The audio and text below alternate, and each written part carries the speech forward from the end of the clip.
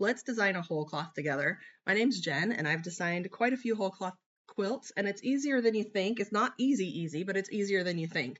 So when you look at them, they're pretty visually impressive, just in general whole cloth quilts, but there's a method to it.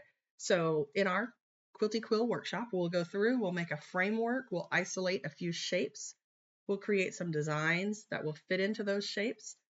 We'll arrange them in rows and connect them for stitching. We'll add on some stitches and save our rows to align to 0, 0 if you're using a Handi Quilter vector file, HQV.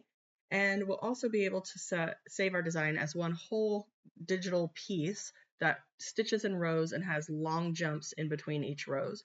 So it would be effectively just like quilting an edge-to-edge design. This is an advanced class, and there's plenty of classes at the Quilty Quill to get you prepared to take this one. You'll need to have a comfortable knowledge of Pro Stitcher Designer and be willing to work at your own pace, pausing the video intermittently. All right, we'll see you in class at the Quilty Quill.